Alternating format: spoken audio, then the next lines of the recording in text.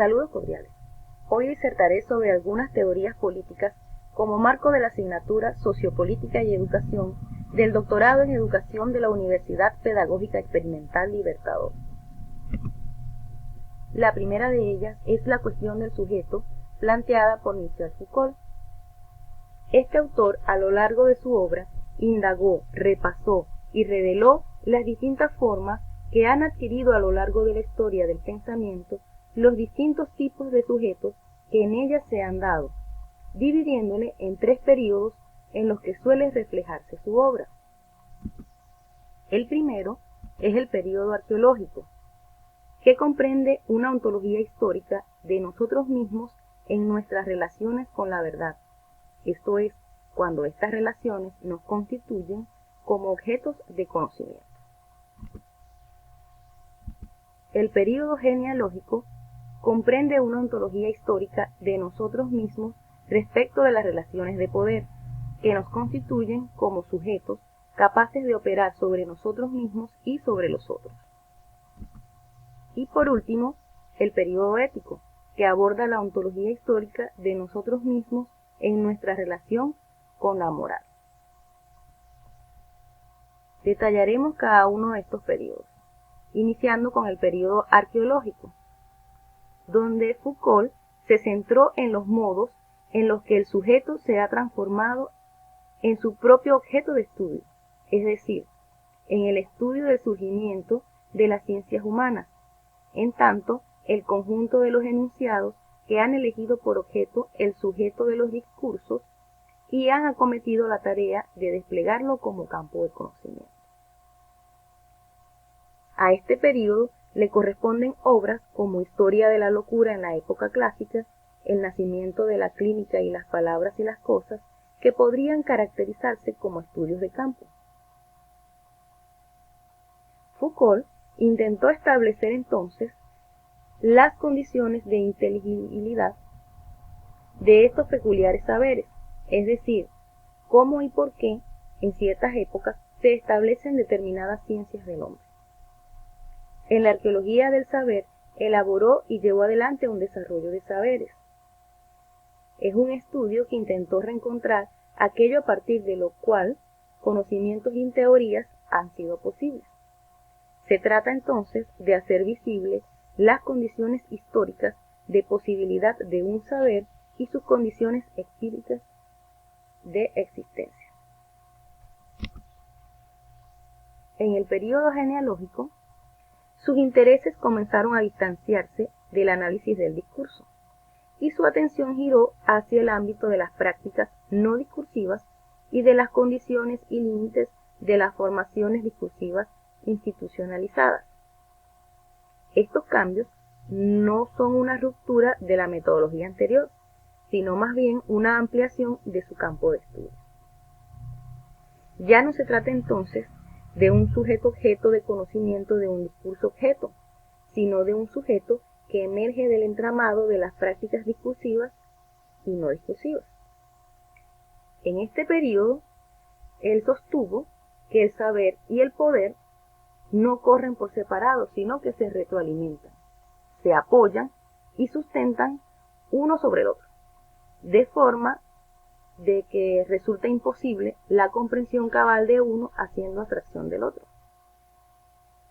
El objeto de esta genealogía es lo que Foucault llama dispositivos de regulación del discurso, es decir, una red de relaciones que se pueden establecer entre los elementos heterogéneos, ya sean discursivos o no discursivos, como instituciones, discursos, leyes, enunciados, entre otros. Y por último, el periodo ético, donde el pensamiento de Foucault sufre un nuevo y último giro, que se puede describir como la puesta en el centro de la escena del sujeto y las relaciones consigo mismo.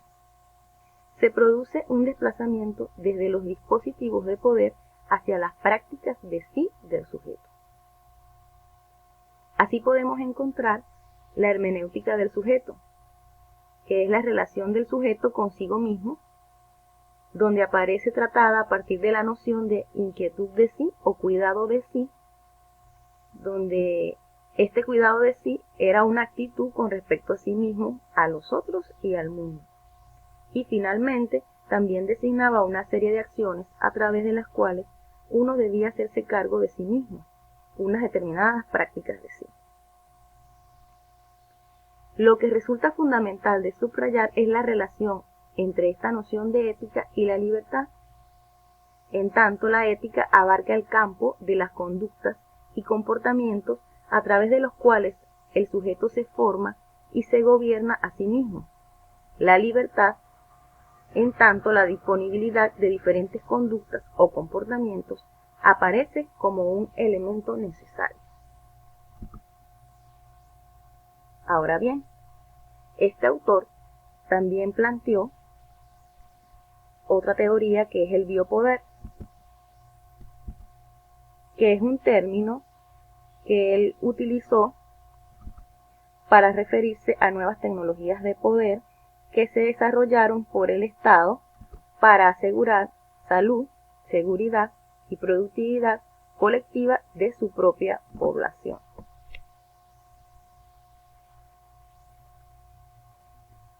Este biopoder es un poder que se ejerce en el cuerpo y tiene específicamente aspectos anatómicos y biológicos. Se ejerce sobre los miembros de la población para que su sexualidad y su individualidad estén constituidas de cierta forma que se puedan conectar con las políticas nacionales, incluyendo la maquinaria de producción. En resumidas cuentas, el biopoder entonces se refiere a la situación donde el poder va directamente dirigido a la producción y a la reproducción de la vida misma. Foucault realizó una diferenciación en la aplicación del poder. Sus primeras investigaciones se enfocan en una tecnología específica orientada hacia la transformación y la movilización de los individuos a sus lugares de trabajo, instituciones educativas, ejércitos, hospitales, entre otros. Y el autor las describió como un método inicial en el desarrollo de la anatomía política del cuerpo humano. La segunda parte de sus textos analizan el estudio de la especie cuerpo, donde se exhibe una fascinación con los mecanismos de la vida, sirviendo como bases del proceso biológico, propagación de nacimientos y muertes, niveles de salud, esperanzas de vida.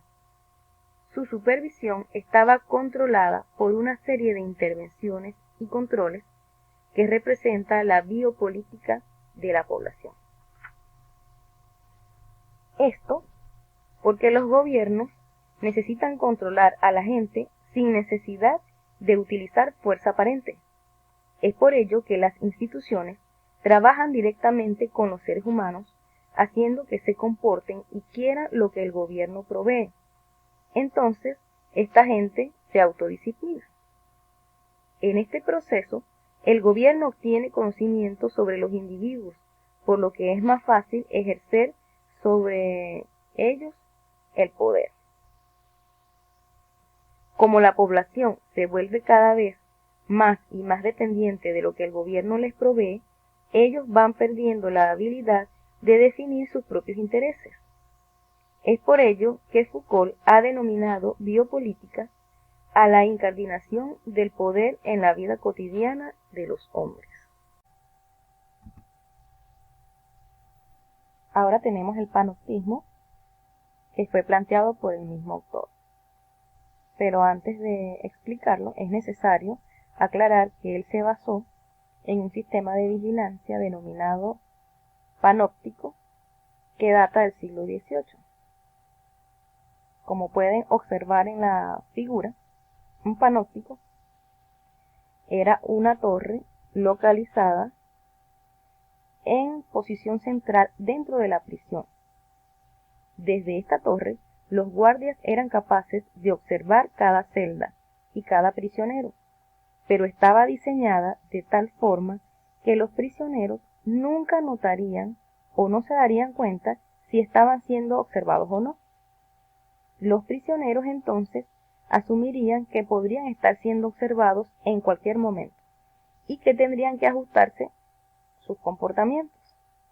Este sistema contaba con un registro continuo de anotaciones sobre el individuo y transferencia de la información, para que a la cúspide de la pirámide no se le escape ningún detalle, acontecimiento o elemento disciplinario. Con esta figura del panóptico, Foucault identifica la forma de poder saber propia de nuestras sociedades occidentales, a las que caracteriza como sociedades de control y corrección de las conductas para determinar una normalidad. Es por ello que se refiere a una era de ortopedia social, por esta corrección. Esta mecánica propia del poder se expande a través de las disciplinas, que son las encargadas de cruzar el cuerpo con la historia. Ellas son a la vez una anatomía política y una mecánica del poder. Señala este autor que la disciplina no puede identificarse ni con una institución ni con un aparato. Es más bien un tipo de poder con una modalidad para ejercerlo, implicando todo un conjunto de instrumentos, de técnicas, de procedimientos, de niveles de aplicación y de metas. Es una física o anatomía del poder, una tecnología. Foucault denomina sociedad disciplinar o sociedad panóptica, a partir de la cual se controla y vigila todas y cada una de nuestras conductas. Esto permite transformar el tiempo y el cuerpo de los hombres en tiempo y fuerza de trabajo para ligarlos al aparato productivo.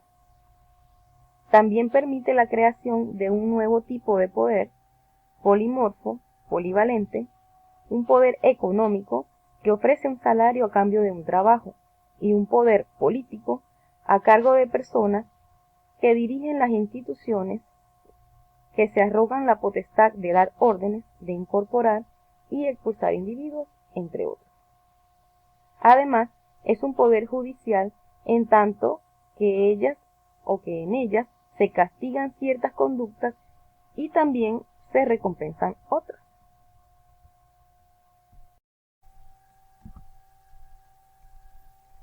Y la última teoría a estudiar es el control simbólico propuesto por Basil Bernstein. Este autor llega al nivel del sujeto a través del concepto de control simbólico, definido como el medio a través del cual la conciencia adopta una forma especializada y distribuida mediante las formas de comunicación que transmite una determinada distribución de poder y las categorías culturales dominantes. Es decir, el control simbólico traduce las relaciones de poder a discurso y el discurso a relaciones de poder.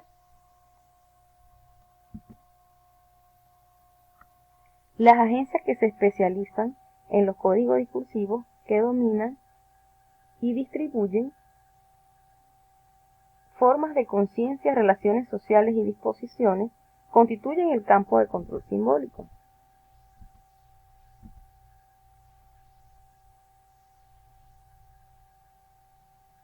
Una de las agencias de control simbólico está dada por el sistema escolar, al que le corresponde la función reproductora, y a su vez los profesores se encuentran entre los agentes del control simbólico con idéntica función. Este control simbólico se ocupa del mantenimiento y del cambio del orden por medios discursivos, y todos se ocupan de aspectos de normalización. El autor se centra en el análisis de la especificidad escolar, que permite analizar tanto la función específica de la escuela como agencia del control simbólico, como el nivel cotidiano de las prácticas y las relaciones pedagógicas entre docentes y alumnos.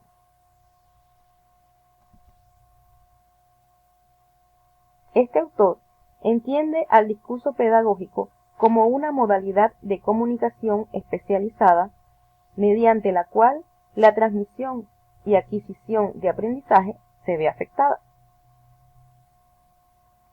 En este sentido, es un medio de recontextualizar o reformular un discurso primario, es decir, aquellos discursos especializados que poseen sus propias reglas generativas del discurso, así como sus propios objetos, prácticas y límites.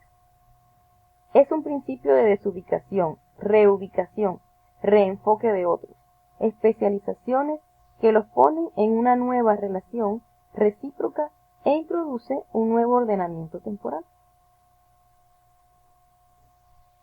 Bernstein distingue entre práctica pedagógica como forma social y lo que ella transmite, es decir, como transmisor cultural y como contenido. Como transmisor cultural se encierra en una serie de 3 reglas: jerarquía, secuencia y ritmo, que actúa sobre el contenido de toda práctica pedagógica. Con base a esto, el autor hace una clasificación de las prácticas pedagógicas entre pedagogías visibles, cuando estas reglas son explícitas, tanto para adquirientes como para transmisores, y pedagogía invisible, cuando son implícitas y conocidas solo por los transmisores. Las pedagogías visibles otorgan importancia al producto externo del niño, pues están preocupadas por el ajuste del texto del adquiriente a una norma común. La pedagogía invisible se centra en los procedimientos y competencias que todos los adquirientes aportan al contexto pedagógico. Todo esto abre nuevas expectativas en la redefinición del papel de los principios educativos y su relación con el proceso de transmisión y reproducción cultural. Esto ha sido todo y gracias por su atención.